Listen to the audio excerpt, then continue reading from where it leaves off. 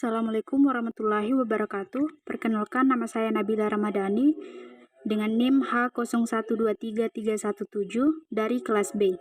Di sini saya akan menjelaskan tentang prinsip-prinsip perkembangan dan implikasinya dalam dunia pendidikan.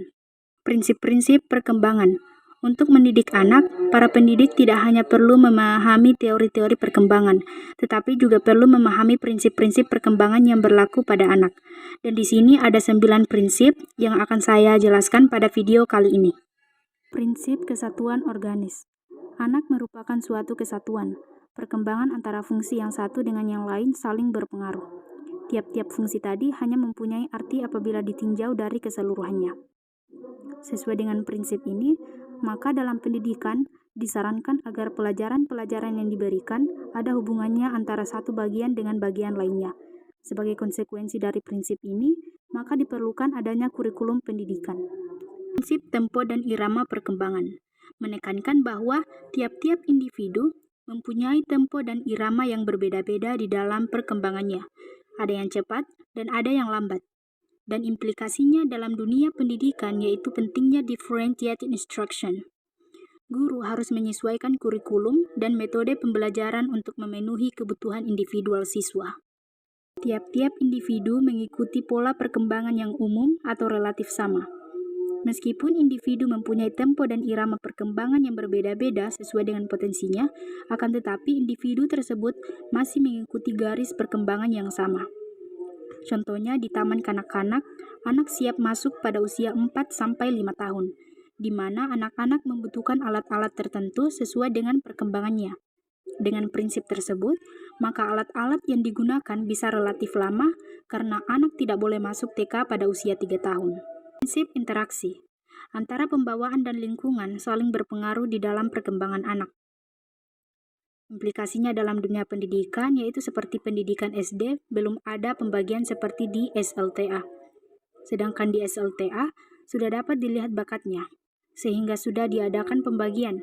Misal STM, SMEA, atau di SMU ada jurusan IPA dan IPS. Jadi mula-mula diberi situasi yang luas, agar anak dapat mengembangkan bakatnya. Prinsip kematangan. Usaha belajar atau pendidikan yang diberikan oleh pendidik sangat tergantung pada kematangan anak. Artinya, di dalam mendidik anak, orang tidak dapat memaksakan materi pendidikan yang melebihi batas tingkat kematangannya.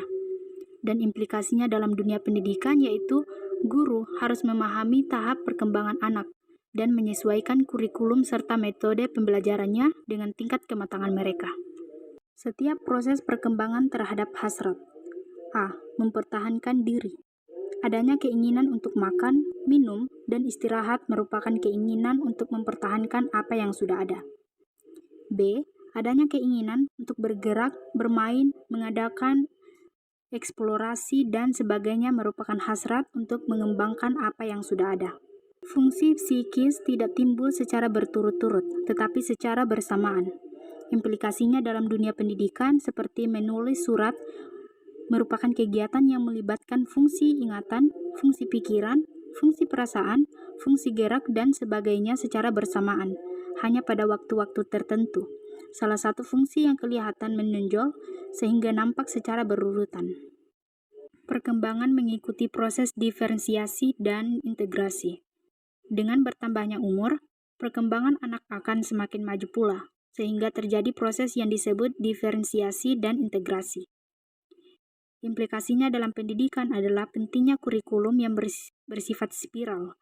Kurikulum harus dirancang untuk mengembangkan kemampuan anak secara bertahap, mulai dari yang sederhana hingga yang kompleks, dan dari yang spesifik hingga yang terintegrasi. Pertumbuhan dan perkembangan membutuhkan suatu asuhan atau bimbingan yang dilakukan secara sadar. Hal ini disebabkan pertumbuhan dan perkembangan bukan hanya merupakan proses yang timbul dengan sendirinya, tetapi juga karena pengaruh dari luar. Implikasinya dalam pendidikan adalah guru harus berperan aktif sebagai fasilitator, motivator, dan pembimbing dalam proses belajar. Baiklah, itulah materi yang dapat saya sampaikan. Terima kasih. Wassalamualaikum warahmatullahi wabarakatuh.